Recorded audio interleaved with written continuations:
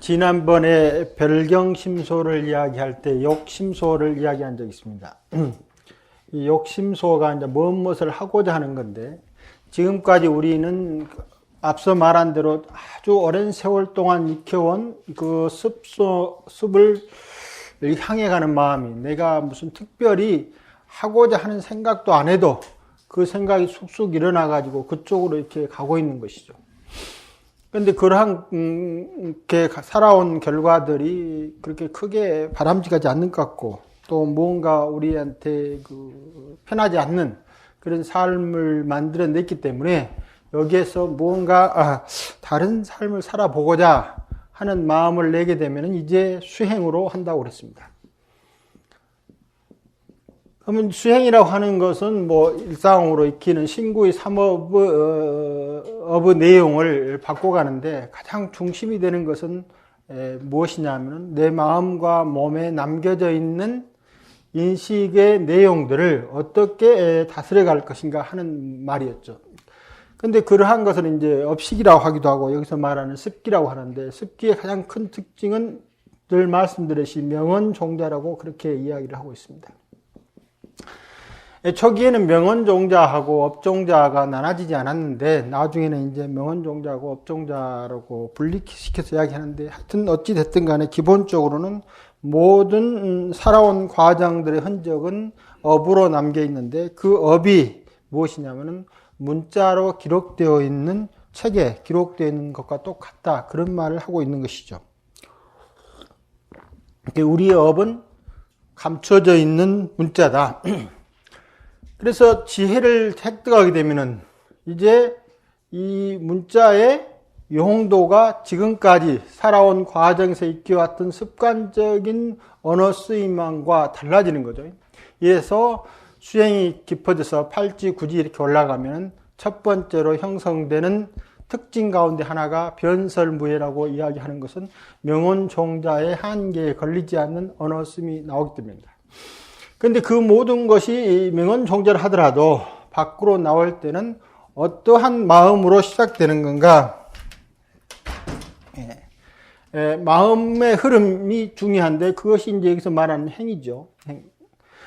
몸으로 움직이는 것은 여기서 말한 명언종자가 몸이라고 하는 표현을 통해서 밖으로 드러내는 것이고, 입으로 말하는 것은 이 명언종자를 실제로 드러내는 것이며, 그 다음에 머릿속으로 생각하는 모든 것들도 명언종자를 밖으로 드러낸 것입니다. 그 모든 행들을 닦기 때문에 마음 씀씀이를 어떻게 닦고 있느냐가 수행의 내용이면서 실제로 완벽한 수행의 결과이기도 합니다. 그 이야기는 지금 내가 쓰는 마음은 과거에 쌓아왔던 종자가 현행한 마음이면서, 이 현행한 마음이 바로 종자화되기 때문에 아주 깊숙이 남아있는 명언종자의 영향을 바로 줘서 내 쓰는 마음이 현재의 마음이면서 지난번에 말씀드렸듯이 미래의 마음이 되는 것이고, 만일 여기에서 수행이 잘 익어져 가지고 수행하는 마음이 바로 종자화되면 미래의 나의 삶이 수행으로 얻어진 평안함과 고요함, 그런 마음으로 바뀌기 때문에 지금 쓰고 있는 마음 하나하나가 그대로 나의 미래가 된다고 봤을 때 수행이는 지금 쓰고 있는 이 마음이 전부인 것이죠. 그래서 이 마음을 떠나서 특별히 무엇인가를 얻을 그런 것은 없긴 하지만, 그렇다고 해도 무엇을 향해 갈 것인가 하는 자기 의지가 강력히 나와야 되는데, 그것이 이제 전에 말한 대로 발심을 하는 것이죠. 그래서 발심을 해서 수행을 해야 되겠다라는 것이 자리 잡을 때까지는 이런저런 일들을 해야 된다라고 말씀을 드리는 것이죠. 그런데 이 명언종자가 이제 밖으로 나온 이 현행이라는 것은 앞서 말한 대로 가만히 있는 게 아니고, 이 종자라고 하는 것이 한번 있으면 그대로 가만히 있는 게 아니고, 종자 자체가 끊임없이 변화하는데, 스스로 여기 이 현행이 주는 영향을 받아서 종자가 다음으로 상속돼 갈 때 이 기운도 바뀌기도 하고, 또 종자가 되어 있는 명언의 내용도 바뀌기도 한다면, 바뀌기도 할 뿐만 아니라 수행을 통해서 얻어진 새로운 종자도 이 안에 완전히 새롭게 자리를 잡게 됩니다. 그래서 이 많은 종자들의 세력이 어떻게 변해서 흘러가느냐에 따라서 자기가 수행이 되고 있는가, 수행이 되고 있지 않는가를 결정합니다. 그것이 지금 쓰고 있는 마음인 거죠. 그래서 지금 내가 무슨 마음을 쓰고 있을 것인가는 항상 마음에다 무엇을 그리고 있느냐 하는 것이 중요한 거예요. 그래서 마음의 이미지가 아주 중요하대요. 심상이죠. 자, 마음에 지금 이미지를 그리고 있으면 이 종자라고 하는 것은 뭡니까? 아직 밖으로 드러나지 않는 이미지 표상들이 이 속에 들어있는 거죠. 그래서 무엇인가 탁 붙이면 이 속에 들어있는 이미지 형상들이 밖으로 탁 나와서 이렇게 분별하게 한다 이 말입니다. 그래서 내 마음속으로 계속 앞서 말했던 듯이 일체가 다 마음이다, 마음이다, 마음이다 계속 그리면은 여기에 형성되어 있는 나의 마음, 나의 것, 나의 모양이라고 하는 이런 분별들이 사라져가게 되는 거예요. 그것 자체가 무엇이 만들었냐면 마음이 만들었다라고 하는 말을 하게 돼요. 그래서 중요한 것은 항상 어떤 이미지를 그려서 그것을 마음 앞에 둘 것인가가 중요한 거예요. 그래서 우리가 유식성으로 살기를 바라지만 그러한 마음을 마음속에 그리지 않는 한 유식성으로 살 수 없다라고 이야기를 하고 있습니다. 그럼 어떻게 유식성으로 살 것인가 하는 마음에 여기서 이제 이미지 훈련인 거죠. 첫째 여기서 말한 대로 명언이니까, 자, 명언, 이름이라고 하는 것이 무엇인가 라고 하는 것에 대해서 잘 살펴보는 거예요. 자, 이름이란 무엇인가. 이건 이제 여기는 유식을 하는 것이니까 이건 유식관이죠. 유식관. 이건 화두관이 아니고 유식관 수행입니다. 물론 이 수행은 앞서 말한 대로 발심이 전부 된 다음에 유식에 대해서 저와 같은 관법을 한다고 되어 있는데, 이제 지금은 그 유식이 가지고 있는 특별한 관법의 내용을 이야기하는 겁니다. 이것을 사심사관이라고 그러는데, 네 가지 심사관이라는데, 이제 나오겠습니다. 이름입니다. 그래서 이름이라고 하는 것이 무엇인가? 그래서 이름의 자성을 잘 보는 거죠. 이름의 자성. 이름이라고 하는 것은 우리가 그야말로 마음이 지어준 거예요. 그런데 마음이 지어졌는데 이름은 특이한 힘을 가지고 있는 거예요. 예를 들면 계속해서 안 좋은 이름을 가지고 있으면 그 이름이 자기한테 영향을 주는 거예요. 자기 스스로가 자기한테 야, 어째 나란 이런 것인가, 나란 뭔가 이렇게 해가지고 안 좋은 이미지를 계속 심어지면은 점점 나 스스로가 부정하는 것이 되는 거예요. 그래서 나를 떠올릴 때 나에다가 무엇을 대입시키냐면은 나를 긍정하는 이미지를 자꾸 불러일으키면은 이제 자기 자신이 긍정되는 그런 이미지 표상이 형성되는 것이고, 나를 부정하는 이미지 표상이 되면은 그렇게 되는데, 여기에서 조심할 것이 긍정이라고 하는 것은 자칫하면은 이 탐심하고 연결될 수가 있고, 부정하는 것은 자칫하면 진심하고 연결될 수가 있습니다. 그래서 긍정하는 마음들을 가지면 좋다 하더라도 그것이 왜 긍정하느냐라고 보면은 내가 잘 되기를 위해서 긍정한다라고 하는 것이 들어있으면 이 긍정이라고 하는 것과 나라고 하는 이미지를 잘 살피지 않는 거예요. 그래서 내가 너무 좀 부정적인 이미지가 많기 때문에 긍정적인 이미지 훈련을 한다 하더라도 그것이 본래적으로 무자성이다라고 하는 것을 전제하고 그런 훈련을 해야 됩니다. 만일 그것을 갖지 않고 훈련하면 이제 점점 무언 일이 잘된 것처럼 보이긴 해도 탐심을 정장시키는 쪽으로 작용을 하게 된다 이 말입니다. 그 다음에 이제 부정적 이미지가 있으면 이건 말할 것도 없죠. 그런데 왜 내가 부정하는가 라고 하는 것을 잘 봐서 실제는 부정하고 있는 이 마음도 무자성이다 라고 하는 것을 떠올려 가지고 여기에 맞으면 이제 부정에 반대되는 저런 자비행을 한다는 하는 것들도 여기에서는 부정의 무자성이듯이 자비행도 그것을 다스리는 처방일 뿐이지 그것 자체가 자성을 갖고 있지 않다라고 이해를 해야 됩니다.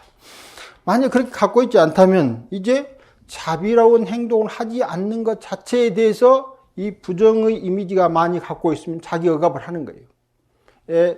나는 마음이 좀 이러니까 부정적이고 뭐 진심이 많으니까 자비로운 마음을 많이 떠올려야 된다는데 그것 자체가 이제 하나의 마음 이미지가 확고히 자리 잡으면은 자칫하면은 그것과 상대돼서 그것을 행하지 못하고 있는 자기 자신에 대해서 억제된 그런 감정이 나올 수 있다 이 말입니다.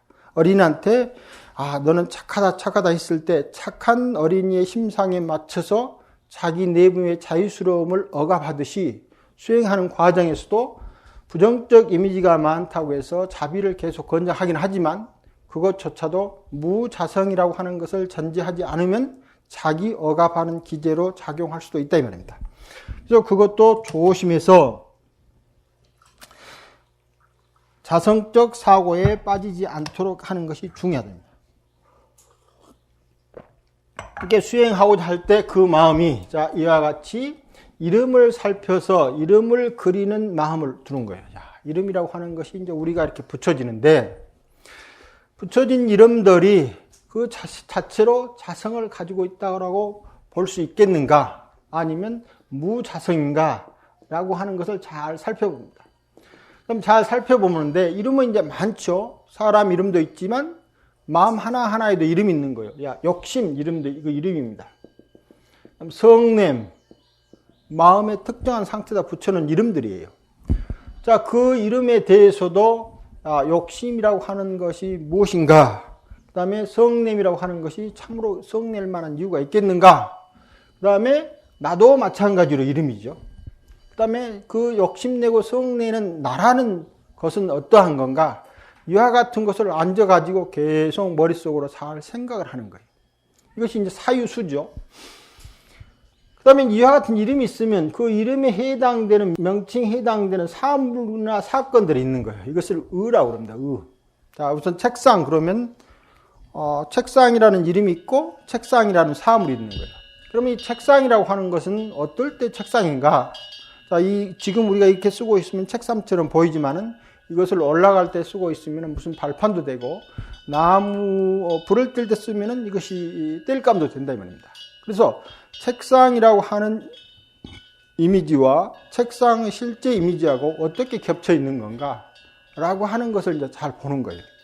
그래서 우리가 저것을 책상으로 쓰고 있는데 어떤 사람이 그걸 발판 받고 올라가면은 기분이 이제 안 좋으면은 어떤 생각이 드냐면은 나는 이 사물의 이미지를 항상 책상으로만 고정하고 있는 거예요. 더구나 나아가서 그 책상을 나의 것이라고 갖게 되면은 굉장히 이제 자기 이 영역을 아주 굳건히 갖는 거예요. 그와 같은 예가 어떤 거냐면은 이제 이런 연구소가 있는데 이 연구소에다가 책상을 쭉 놔둡니다. 근데 처음에는 이제 아무도 주인이 없어요. 근데 그 책상을 이제 한 사람이 가서 앉으면서 공부를 하루 하고 이틀 하고 3일 하다가 자꾸 지나면 일주일도 지나면 그 사람이 자기 물건을 여기 한두 개씩 이렇게 갖다 놉니다. 그러면 다음 날 다른 사람이 여기 와서 보는데 그 사람이 뭔 일 때문에 안 왔는데도 이것이 그 사람 책상이 돼버려요. 그래서 이것이 어떤 사람이 쓰고 있는 영역으로 이런 표시처럼 되고 있으면은 이 책상 자체가 그 사람이 책상이 돼서 비어 있어도 다른 사람이 가서 앉아 있기가 굉장히 어렵습니다. 그럼 어떻게 하면 이 책상을 비우게 만들 것인가? 이것은 우선 이 책상에다가 그 사람이 쓸 때만 그 사람 물건을 하고 쓰지 않을 때는 완전히 비도록 만드는 거예요. 그 다음에 그래도 이 책상이 계속 앉고 있으면 그 사람 것이 되는 거예요. 그래서 의도적으로 책상 자리를 계속 양보하는 거예요. 바꾸는 겁니다. 여러분들 한번 쫙 앉아있으면, 자복을 깔아 앉아있으면 그 앉은 자리가 이제 내 자리가 되는 거예요, 내 자리. 그래서 만일 거기를 다른 사람이 앉아있거나 또 자기 자복을 싹 챙겨 가고 있으면은 나의 것을 가지고 하는 것처럼 생각하는 거예요. 그러면 방석하고 책상이나 이런 것이 나하고 별 관계도 없는데 거기다가 내 이름표를 딱 붙이는 순간 나의 것이 돼서 이 책상이 비어 있어도 다른 사람이 와서 쓰지를 못하는 거예요. 왜냐? 그것은 어떤 사람의 소속이 되는 거예요. 그래서 사건이나 아니면 물건이 이름을 붙여주는 순간 거기에 무언가가 질서가 형성돼 가지고 그 질서대로 흘러가도록 그렇게 돼 있는 거예요. 그래서 이 사건이나 사물이 다른 각도로 보일 수 있는 눈을 상실해야 된답니다. 이제 여기 문 같은 것만 하더라도 예를 들면 어간문이다. 또 이런 박간문이다. 이렇게 딱 정해져 있는데 만일에 이제 가출구한 사람이 저기 들어오면은 문제가 있는 것이 되는 거예요. 왜냐하면 저 문은 어간이니까 어자를 붙일 수 있는 사람만 있는다. 이렇게 하면 우리가 얼뜻 보면 어른을 잘 존경하는 것처럼 보이긴 하지만 다른 한편으로는 이 조직체에다가 질서에 이름을 붙이면서 동시에 그 이름과 마찬가지로 우리들도 어떤 상태로 흘러가게 되는 거예요. 그래서 이 조직체가 이름과 사건과 사물에서 자유롭게 작용하고 있는가 안 하고 있는가는 하나의 시스템이 그 조직에 뭐가 되냐면 이미지가 되는 거예요. 그러니까 저 같은 것을 우리가 흔히 말할 때 방편이라고 그러는데 이 방편에 대해서 아주 잘 숙고해서 임시 그렇게 붙여놓은 것일 뿐 다른 조건이 돼서 어떻게 하다가 내가 깜박 잊어버리고 그렇게 들어가면은 깜박 잊은 것은 문제지만 어간에 들어왔던 어떠한 그런 문제로 우리가 문제를 삼아야 될 것인가 하는 것들도 잘 생각할 수 있다고 합니다. 그래서 어떤 한 가지 문제가 그냥 이름을 붙여주면서 단순한 이름에 그치는 게 아니고 며칠만 지나면 나의 것이 되고 나의 자리가 되고 나의 무엇이 돼서 굉장히 굳은 나를 만들어 간답니다. 근데 실제 이름과 책상하고는 아무 상관이 없잖아요. 자, 여기에 내가 나의 이름표를 붙였던, 자, 이름표를 띄는 순간 아닌 거예요. 그래서 그 조직은 어떻게 했느냐면 이제 앞서 말한 대로 쓸 때만 자기 물건을 놓고 만들고 갈 때는 전부 가지고 상상 비어서 누구라도 만들게 할 뿐만 아니라 계속 돌아가면서 아무 자리도 앉는 거예요. 근데 누가 먼저 이 일을 해야 되느냐면은 항상 그 조직에서 제일 위에 사람이 그렇게 해야 되는 거예요. 그래서 위에 사람 조직이 여기에 있다가 다음날 가가지고 빈자리 있으면 아무데나 앉고 어저께까지 그 조직의 리더라고 하는 사람들이 앉았던 자리를 다른 사람이 이렇게 앉게 되면은 점점 누구라도 빈 자리를 편히 가서 앉게 만든다 이 말입니다. 그러면 이것은 앉는다는 하나의 사건만 만들 뿐 누구의 무엇이라고 만들지 않는 거예요. 그래서 우리가 조직적 움직임이 있었을 때 실제로는 수행을 한다고 하고는 있지만 그 조직 속에 들어있는 이름과 사건들의 배열들이 방편이라고 하는 것을 넘어서서 어떤 굳건한 이미지를 갖게 되면은 그것 자체가 번뇌와 영응되는 것이 아주 많다 이 말입니다. 이게 단순한 이름과 사물을 살핌이 아니고 그와 같이 우리 삶의 전반적인 것을 작용하고 있는 그런 특징이 더 있답니다. 그 다음에 이제 이름과 자성이 있으면 아까 이름과 사물이 있으면 그것들의 자성이 무언가. 자, 이름은 철저히 우리 마음에 의해서 방편으로 붙여주는 거예요. 방편이다. 그런데 이름은 이제 방편으로 붙여졌는데 그러면 이름은 책상에 있느냐? 책상에 이름은 없어요. 이름은 어디에 남아있냐면 전부 다 우리 마음 속에 남아있는 거예요. 그러면서 우리가 뭘 규정합니까? 책상을 규정하는 거예요. 그리고 삶을 규정하는 거예요.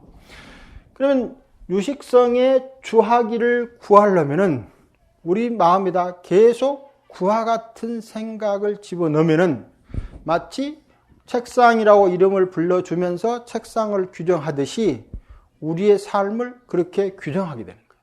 이름은 한편으로는 번뇌를 규정하기도 하지만 한편으로는 번뇌로부터 벗어나기도 합니다. 자, 그래서 이름이 자성이 없다라고 하는 마음을 계속 하면은 처음에는 그것이 언어 표현이 되거나 생각이 되지만 점점 굳어지면은 마음 깊숙이 들어있는 종자에다가 무자성이라고 하는 심상을 씹어주게 됩니다.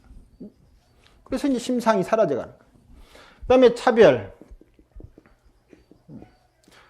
차이는 어디서 오는 건가 하는 것을 만났을 때 차이는 우리는 본질적으로 존재한다라고 생각하는 거예요. 차이는 본질적으로 존재한다. 너와 나 다름이, 무엇과 무엇의 다름이 본질적으로 존재한다고 생각하는데, 앞서 계속 말씀에 들어왔듯이 모든 인연들 자체가 차이를 만드는 거예요. 우리가 아침에 말했을 때 절대무의 영역에 들어가면은 차이가 사라져버려요. 즉, 마음이 만들어낸 심상의 시간과 공간 영역이 밖으로 표출되지 않은 순간 모든 차이가 떨어지기 때문에 알기는 알지만 안다라고 하는 어떤 그 차별적 알미 사라진 상태가 된다 이 말입니다.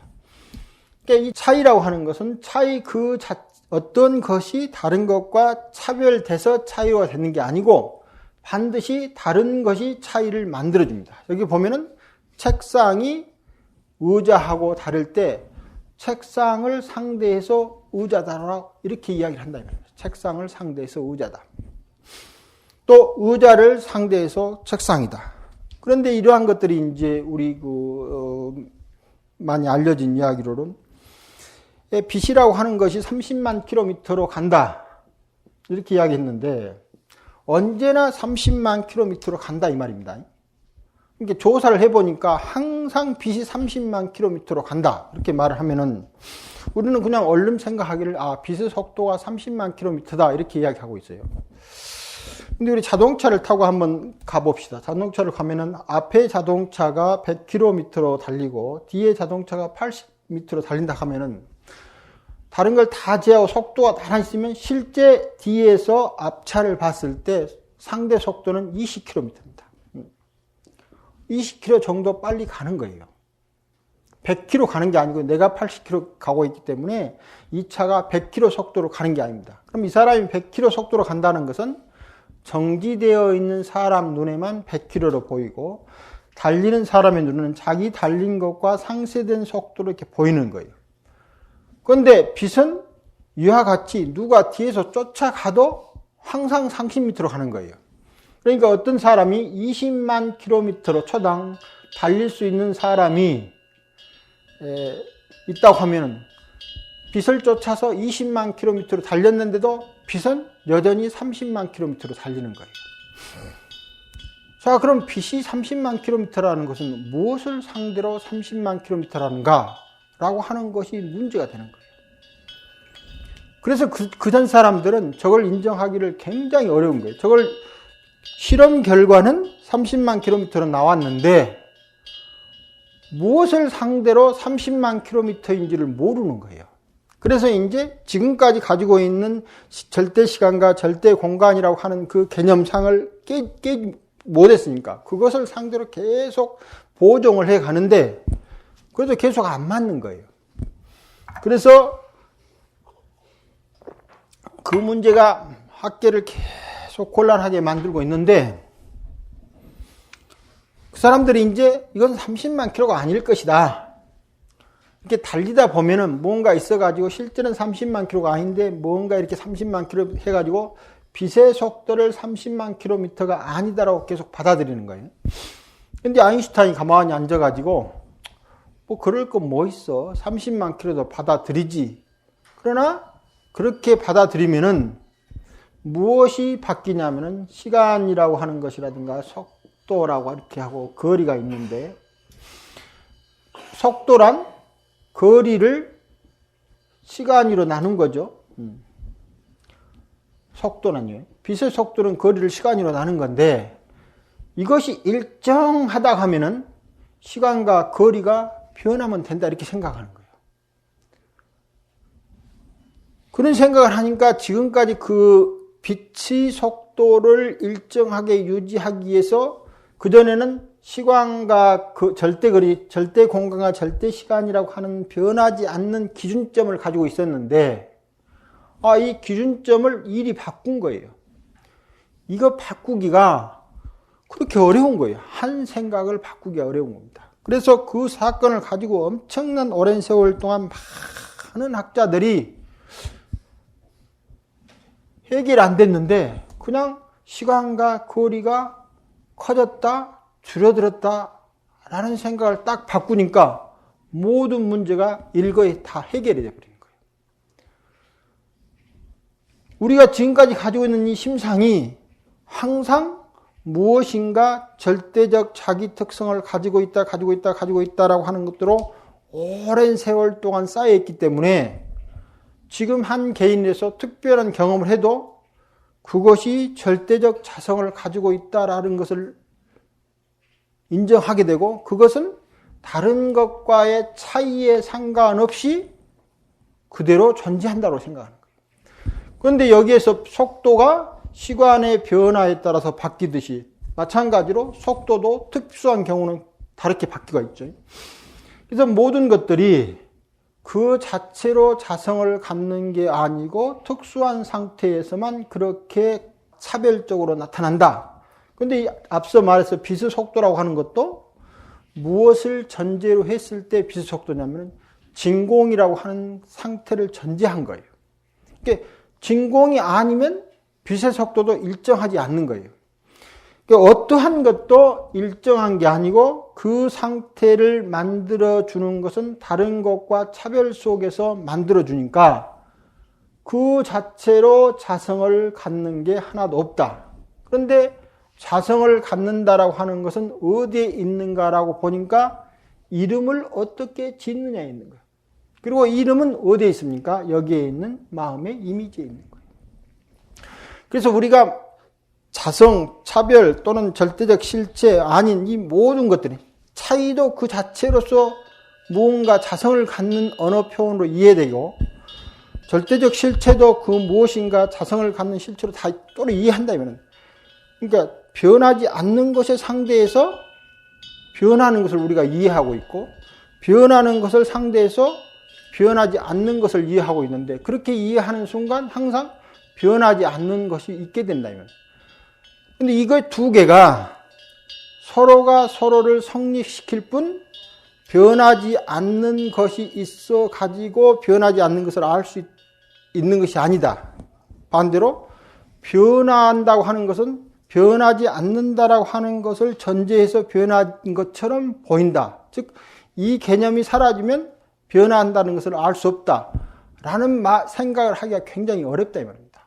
왜냐하면 변한 것은 변한 것처럼 변하지 않는 것은 변하지 않는 것처럼 항상 마음속에 이름 붙여진 이 영상의 이미지가 우리들의 사고 틀이다 보니까 그 사고 틀이 깨지지 않는 한 이것은 이것이고 저것은 저것이다 라고 생각을 하게 된다 입니다. 그래서 이제 우리가 하나하나 이름과 사물, 그 다음에 이름의 자성과 사물의 자성, 그 다음에 이름과 사물의 차이, 그 다음에 차이 그 자체는 또 무엇인가, 이러한 것들을 계속 살펴서 일상생활에서 그것이 자기 마음에 항상 심상으로 떠오르도록 구해야 되는 거예요. 그 마음을 일으켜야 되는 거예요. 그러니까 지금까지 학습되진 학습의 내용을 일상의 생활 가운데서 잃지 않도록 딱 한다입니다. 어떻게? 앞서 말할 때 탐심이 나올 때 탐심이라고 하는 이름을 붙여 있을 수 있는 것이 자성을 갖지 않는 것이다. 그 다음에 탐심이라고 하는 현상이죠. 이건 사물입니다. 똑같습니다. 탐심이라고 하는 사물도 마찬가지로 제 모습을 가지고 있는 것이 아니다. 그것이 이제 제일 잘 드러나는 것이 칭찬과 비난이에요. 우리 이런 물건 가지고 혼자 이렇게 하고 있는데 상대에서 자기 마음의 변화를 할 때 칭찬, 그건 뭡니까? 칭찬이라고 하는 마음의 이미지가 밖으로 툭 튀어나온 거예요. 들리는 거예요. 그럴 때 칭찬이라고 하는 것이 자성이 없다. 그 다음에 칭찬받는 나도 없다. 라고 생각을 일으키도록 훈련을 하는 거예요. 그 다음에 나를 비난을 하면은 비난이라고 하는 사건이죠. 비난이라고 하는 사건의 본질이 허망하다. 그리고 비난받는 나도 그 본질이 허망하다. 라고 하는 생각을 빨리 떠오르는 거예요. 이것이 요식 사심사관을 통해서 마음을 닦아가는 거다.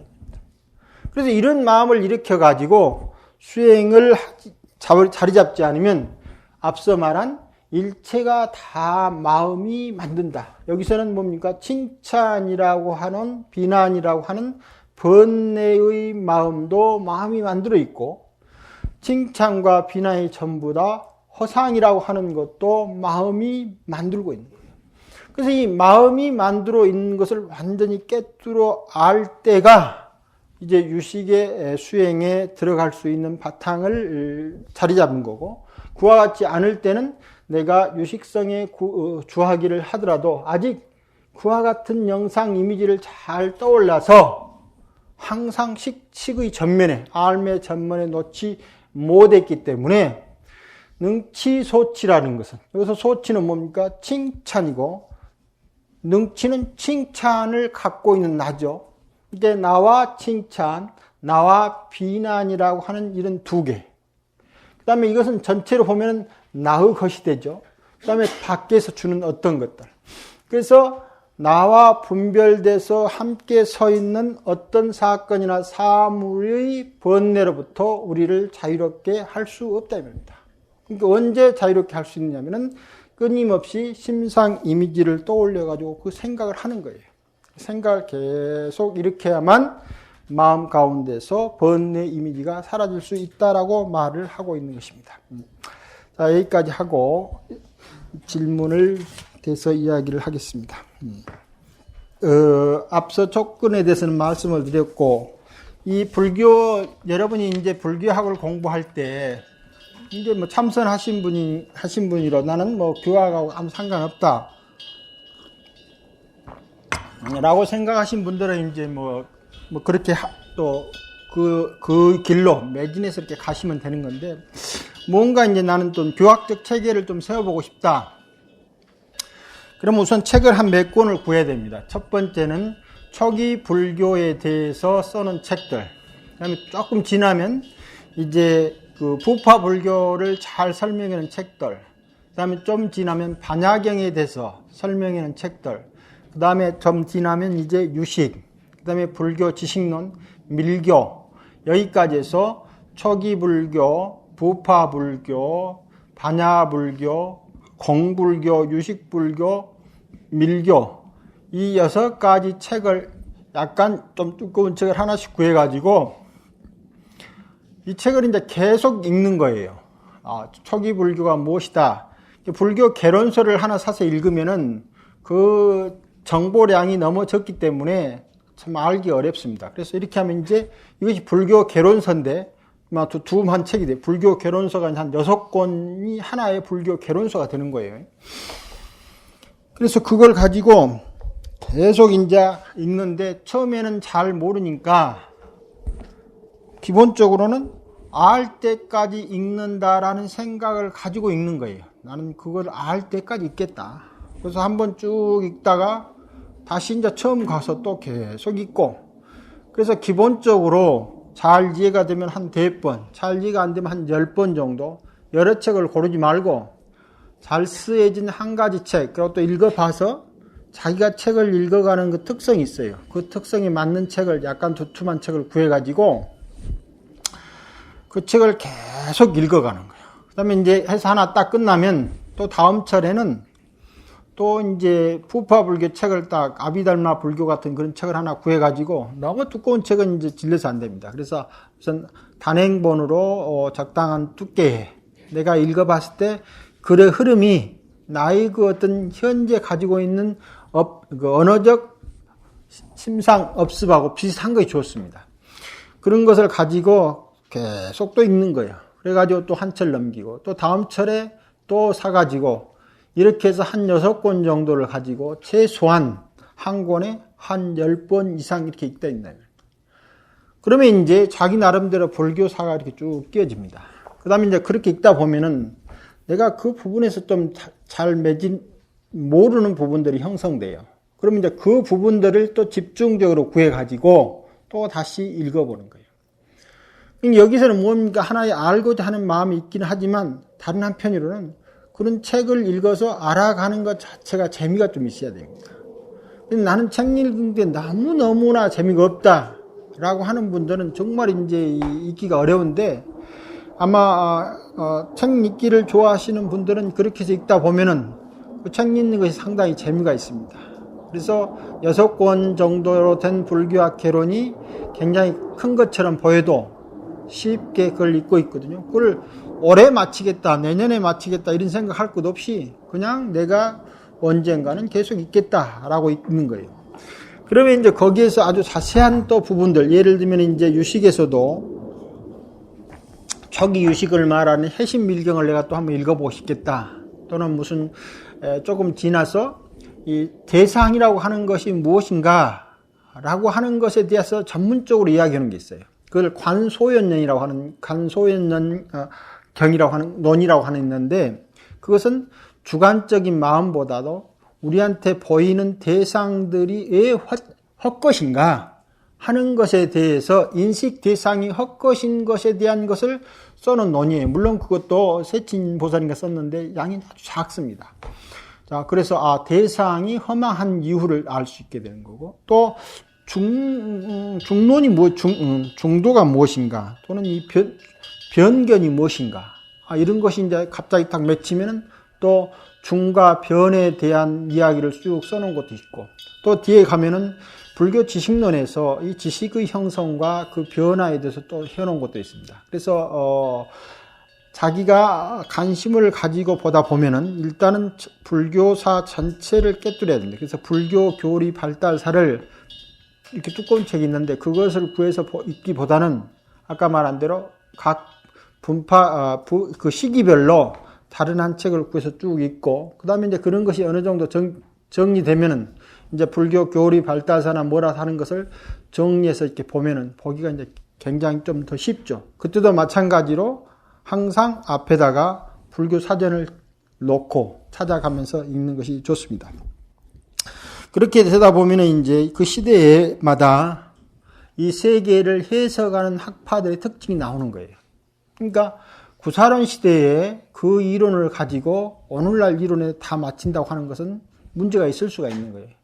그때 당시는 그 말이 우리들의 번뇌를 완벽하니 이해하고 해결하는 어떤 특징이 있었다 할지라도 다른 환경이나 다른 시대에 가면은 그것이 잘 매치가 안 되는 수가 있다 이 말입니다. 그러면 같은 부처님의 가르침을 어떻게 표현해야 될 것인가 라고 하는 이야기들이 또 나오게 됩니다. 그러면 거기에 대한 이야기들이 나와서 그것을 또 이해해야 되는 거고, 그런 과정을 통해서 그러면 오늘날 우리는 어떻게 해야 될 것인가 라고 하는 문제도 형성되는 겁니다. 물론 이러한 것이 앞으로 이제 여러분이 10년이나 20년 이렇게 선방을 잘 해가지고 어느 정도 그 수행에 힘을 얻게 되면서 그 다음에 이제 내가 포교를 좀 해볼까 아니면 또 무슨 사찰 운영을 해볼까라고 하는 그런 결정을 내렸을 때 그때부터 또 해도 그렇게 크게 늦지는 않지만 좀 바쁠 수가 있죠. 그래서 나는 일체 보지 않고 계속 하겠다. 그런 분들은 또 그렇게 가시면 되고, 그렇지 않은 분들은 방금 말씀드렸듯이 그런 책들을 구해가지고 스스로 계속 읽어가다 보면은 이해가 될 수가 있습니다. 그 다음에 이제, 어떤 책을 읽을 때는 앞에서부터 읽으면은 이것이 참철 이해되지 않는 경우가 또 많습니다. 왜냐하면은 우리보다 훨씬 먼 시대 이야기이기 때문에 그 시대 이야기들이 지금 보면 잘 매치가 안 돼요. 그런데 그 책을 쭉 읽어가면은 그것이 이제 오늘날 시대까지 오는 경우 있어요. 그래서 그때는 책을 앞에서부터 읽어가는 게 아니라 뒤에서부터 거꾸로 읽는다는 거예요. 그래서 제일 마지막 챕터부터 챕터 읽어가면은 우리와 가까운 시대부터 이야기해 주는 경우가 있으니까 또 그 어려웠던 책이 또 쉽게 읽혀지고 하는 경우도 있습니다. 그래서 선종의 어록 같은 것을 쭉 읽어보면은 그것도 각 선종마다 또는 시대마다 사람마다 이야기하는 그 방편 언어들이 다른 것이 이제 보일 수가 있는 것이죠. 구체적으로 본인 스스로가 그와 같은 것에 대해서 관심을 가지고 연구를 하게 되면은 나중에는 그러한 것이 상당히 또 재미가 있고 그래서 어려운 가운데 무언가 성취를 하게 되는 거죠. 그다음에 이제 저는 그러다 보니까 이제 그런 거다고 요즘 사람들이 어떻게 이야기하는 건가? 라고 하는 것을 주로 이제 그 생물학이나 물리학이나 이런 과학 계열의 책을 좀 즐겨 읽으면서 이렇게 서로 불교 이론하고 대비시켜가지고 본론에 하는 생각을 가지고 이제 그쪽 방면의 책을 이렇게 좀 읽어왔던 거죠. 여기서 보면 아마 뭐 예를 들면 출가하기 전에 물리학이나 생물학을 열심히 한 사람들이 들어보면은 저희가 하는 이 말들이 그쪽 부분에서 뭐 아주 세시하고 깊은 게 아니기 때문에 그분들이 봤을 때는 뭐 그냥 그쪽 계열에서는 그냥 평범하고 상식적인 이야기들이죠. 그러나 우리가 그쪽 방면을 전혀 기울이지 않으면 아주 생소하고 처음 들어본 이야기 됩니다. 세계는 어디 가면은, 예를 들면 세계 어떤 데를 가면은 우리가 마치 불교 용어를 가지고 세계를 설명하듯이 생물학자들은 생물학 용어를 가지고 세계를 설명하고 있고 물리학자들은 물리학 용어를 가지고 세계를 설명하고 있어서 가다 보면은 무슨 이야기를 하고 있는지 서로 상통이 안 되는 거죠. 철학계를 가면은 철학을 가지고 세계를 설명하고 있는 거죠. 그래서 같이 살고 있는 시대에 전혀 의사소통이 안 되는 거예요. 그리고 요즘은 이제 과학기보다는 서로 다른 분야에서 하고 있는 일지라도 의사소통을 하는 것이 바람직하지 않겠느냐라고 하는 그런 모임들이 이제 많이 나오기 시작하는 거죠. 그래서 교과가 특정한 무슨 가로만 대지 말고 이걸 서로 가로질러서 소통하는 그런 것을 만듭니다.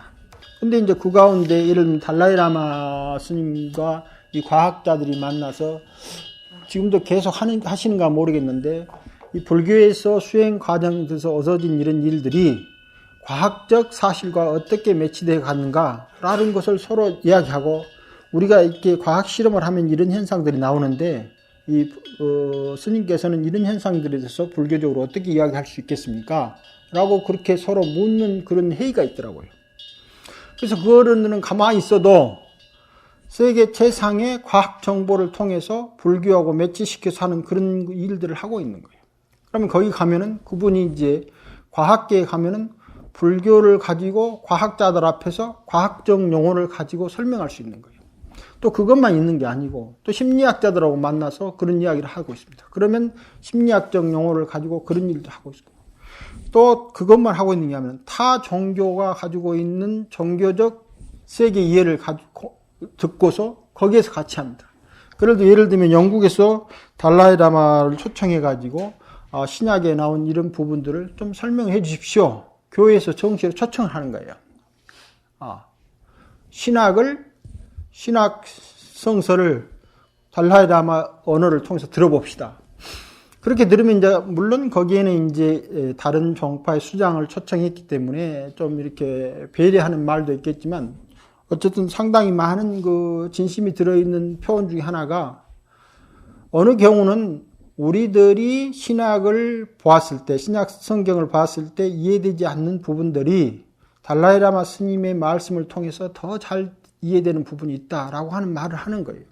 그러면 어떻게 되느냐 하면 방금 말한 대로 세계를 성경을 가지고 해석하는 신학적 태도하고 불경을 가지고 신학적 태도가 이렇게 교화되는 거예요. 그러니까 삶이 언어를 통해서 소통될 때 인연의 소통의 자리가 일어나는 것인데 우리가 그런 인연의 소통 자리를 다 닫으면 아무하고도 소통할 수가 없는 거예요. 즉 누구하고만 소통하게 됐냐면 불교라고 하는 언어하고 명상, 심상 이미지를 갖는 세력하고만 소통되는 거죠.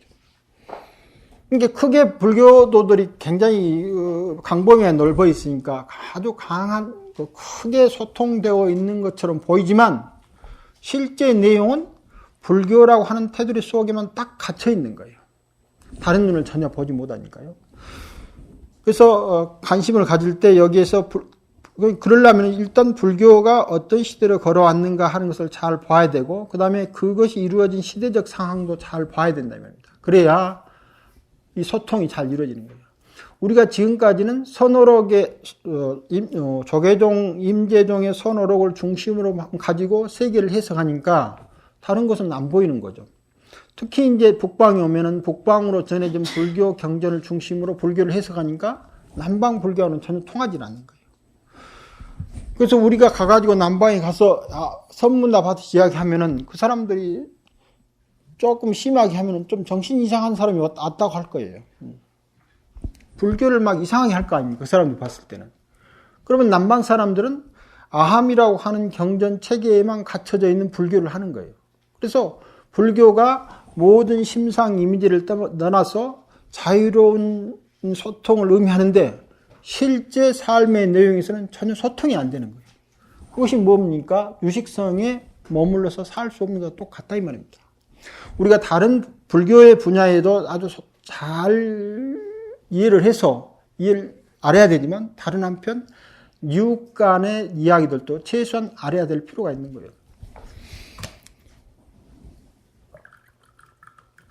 그래 어떤 목사님이 저리 와서 저는 열애의 아들입니다 이렇게 합니다. 교회 가서는 나는 하나님의 아들이라고 그렇게 부르는데 저리 와서는 저는 열애의 아들입니다. 우리가 사실상 불자라고 하는 말이 우리는 이제 부처님의 자식처럼 생각하지만 그 내용, 그 이미지는 사실상 신의 아들이라고 하는 이미지하고 비슷해요.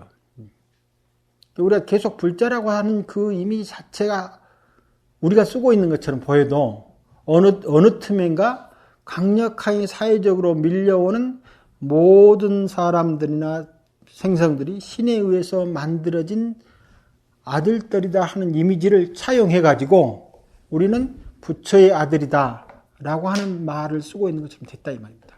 그 말을 계속 쓰고 있는 것하고 또 지금도 그게 있는가 모르겠습니다만 지난번에 누가 언제 말씀했는데 여러분 그 찬송가가 있고 찬불가가 있는데 찬불가를 처음에 질 때 주로 어디서 빌려왔느냐면 찬송가의 곡을 그대로 빌려옵니다. 그래서 우리가 열심히 찬불가를 부르는데 그 곡은 전부 다 교회나 성당에서 부르는 노래예요. 거기다가 이제 우리 그 가사를 붙이는데 그 가사 속에 보면은 이런 말이 굉장히 많습니다. 죄 많은 저희들을 하루속히 구하소서 이렇게 됩니다. 찬불가 가사 그런 한번 보세요. 한 100편의 찬불가를 부르면은 거기에 거의 죄가 안 들어간 이야기가 없을 정도로 이렇게 많은 거예요. 그러면 절에서 계속해서 찬불가 부르는데 그 내용은 성경에서 따온 이미지하고 하나도 다를 게 없어요. 거기다가 약간 우리식으로 붙여놓겠지만 곡조는 전부가 다 요즘은 좀 변했습니다만은 교회에서나 성당에 쓰고 있는 거예요. 그런데 더 이상한 것은 성당이나 교회는 찬불과 찬송과 곡조가 지금 계속 한국적 곡조로 바뀌어가고 있는 거예요. 그런데 우리는 바꾸지도 않고 계속 그쪽을 차용에다 쓰고 있으니까 계속 뒤를 쫓아가는데 곡조도 쫓아갈 뿐만 아니라 그 가사는 전적으로 기독교적 이야기를 붙여놓고 있는 거예요. 이게 소통이 안 된 상태에서 그걸 받았으면은 해석에 있어서 이것이 무엇인가 그분들이 와서 찬불가를 부릴 때 나는 죄 많은 중생이다 늘 그렇게 하도록 돼 있는 거예요. 입으로 계속 죄 많은 중생을 구원하소서 이렇게 돼 있기 때문에 교회에서 하는 말이나 절에서 하는 말이 다를 게 하나도 없잖아요. 다만 그것이 이제 학습이 잘 돼가지고 죄의 자성이라든가 구원의 자성이 무자성이다라는 것이 잘 들어있으면 어느 표현이 방편에 지나지 않는다라고 생각을 할지 모르지만 그 생각을 하지 않는 언어 심상을 가지면 다름이 없는 거죠. 그래서 여기서 이 질문이 이제 보면은 불교 시대 사람에 따라서 유식 관점만 있는 게 아니고 뭐 여러 관점도 있고 또 유식도 시대에 따라서 많은 그런 변화가 있는데 제가 읽은 유식이 그렇게 많지 않기 때문에 여기서 말하는 여러 가지 경론에 대한 것을 시대에 따라서 잘 이야기를 할 수도 없고 또 내용도 잘 모릅니다. 그 다음에 이제 프랙탈 현상이라고 하는 것이 있는데 이 프랙탈 현상이라고 하는 것은 전체적으로 보면 크게 다른 것처럼 보이는데 상당히 일정한 양상을 가지고 변하고 있다. 그래서 그 예를 들면서 해안선 같은 것을 예를 듭니다. 그래서 전체적으로 보면 아주 다른데 자세히 살펴보면 같은 그림들이 계속 변해간다 이렇게 생각한 거죠. 그래서 그 예로 든 것이 어떤 것이냐면은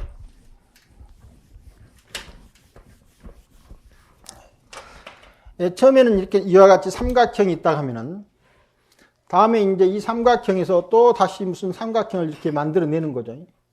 이렇게 만들어내고 또 여기서 이렇게 만들고 또 이렇게 계속 하다 보면은 전체적으로 모양이 다 달라져 가는데 하나하나 보면은 전부 다 삼각형 형태를 지금 만들고 있는 거예요. 전체적인 모양의 큰 변화가 일정한 양태의 틀을 가지고 있다라고 하는 것이 이제 해안선이나 나무 이파라나 이런 것을 예를 들어서 하고 있는데, 전체적으로 보면은 유식에서는 다양한 양상이 있는 것처럼 보여도 결국 우리가 어떻게 세상을 구별하고 있느냐는 특별한 그 세상 해석의 렌즈를 가지고 세상을 보고 있다라는 말하고 연결이 될 수는 있지만, 전체적으로 보면은 저것이 무자성이라고 하는 쪽으로 흘러가고 세상을 해석하는 것이 마음이며 마음조차도 존재하지 않는다라는 현상으로 보는 것하고는 좀 다릅니다. 앞에서 말했을 때 촉근 이론을 말할 때 궁극적으로 끈이라고 하는 것이 있다라고 하는 생각하고, 세계는 궁극적으로 일정한 양상의 형상을 가지고 그 형상대로 있다라고 하는 것은 어느 부분까지는 맞지만, 그러나 그 부분을 넘어섰을 때는 다른 이야기가 가능하기 때문에 유식의 이야기는 유식 비교하면 좀 범주에 있어서 차이가 있다라고 생각이 됩니다. 네. 또 아까 누가 질문하신다고 했는데 질문하십시오. 예.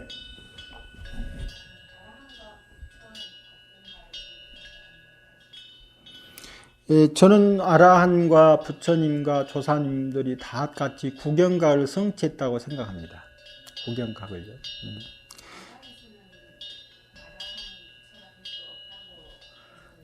예, 남방에서 아라한이 부처가 될 수 없는 이유가 두 가지 있습니다. 첫째는 불교를 시작한 분으로서의 본사 이치는 석가모니 부처님 이외에는 누구도 차지할 수가 없어요.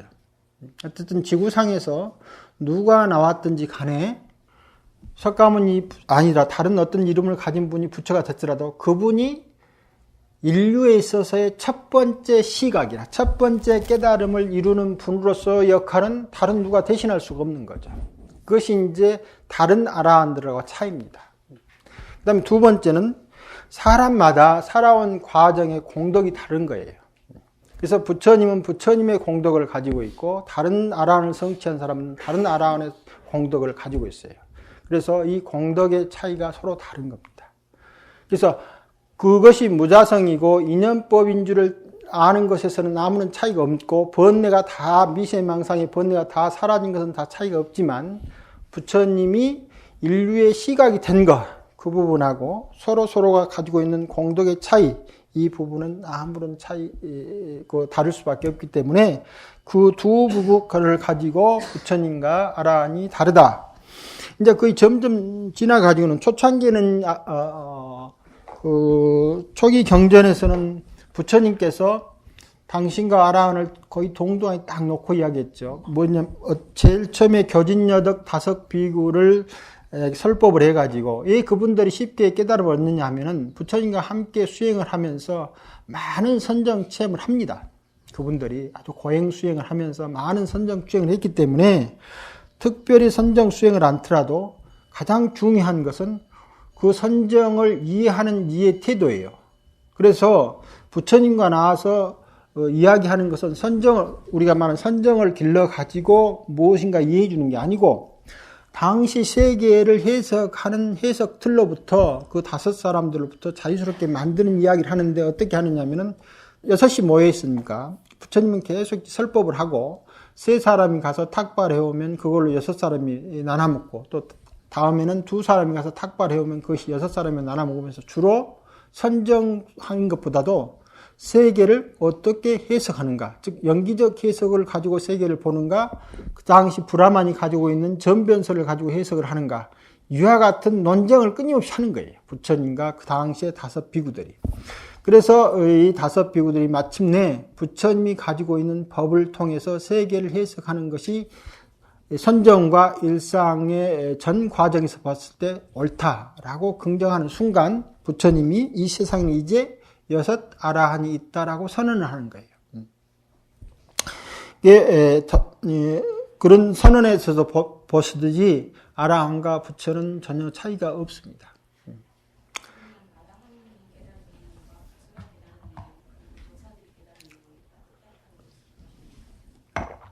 그건 이제 경전에서 이런저런 이야기들이 많게 서로가 다르지만은 저는 이제 미세망상이 다 사라진 그 내용을 가지고 깨달음을 이야기하고 있고 연기법을 알면서 자성을 갖지 않는 사유를 갖고 있다고 하는 데 있어서는 아무런 차이가 없다고 생각합니다.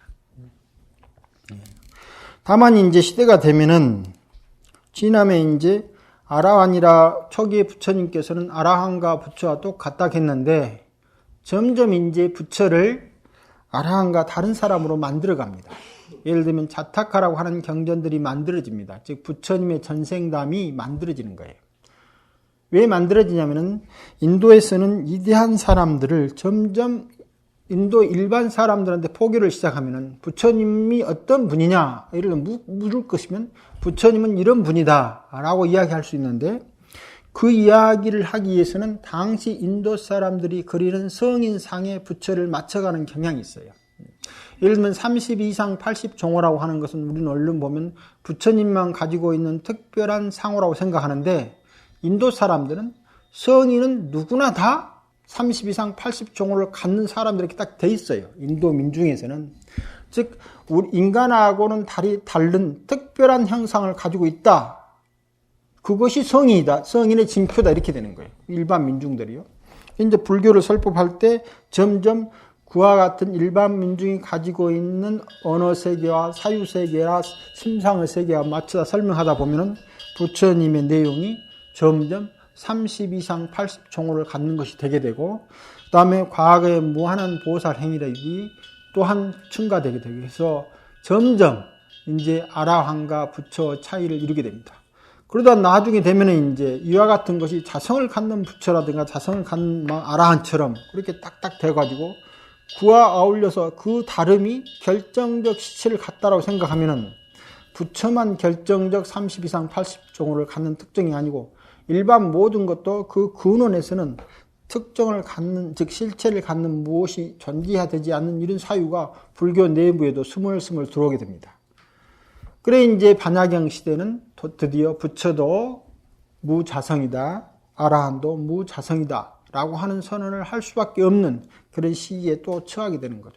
그 시대 되면은 이제 아라한이라고 하는 과를 굉장히 이제 낮게 이야기하는데 그것은 이미 한 500년 지나오면서부터 형성된 불교 내부적으로 형성된 아라한이라고 하는 심상과 부처님이라고 하는 심상이 완전히 부처님이 선언해 놓은 불교의 가르침 내용하고 어긋나 있기 시작하는 거예요. 그래서 너희가 갖고 있는 그런 형태의 아라한이라고 하는 것은 아주 이 초기 단계의 아라한밖에 아니다라고 말할 수밖에 없는 어떤 그런 시대적 현상도 있고 또 종파적 현상도 있기도 합니다. 그러나 근원적으로 부처님이 가장 초기에 설했다라고 하는 경전 내용을 통해서 보면은 모든 번뇌망상이 다 사라지고 영기의 무자성을 체득한 이것만 가지고 아라한이라고 하는 것을 설명하고 그것을 증득하는 것이 깨달음이라고 이야기하고 있기 때문에 그것을 깨달음의 기준으로 봤을 때는 지금 깨달은 분이 있다 할지라도 그분이 부처와 다를 것이 없다고 생각합니다. 10분 쉬었다가 계속하겠습니다.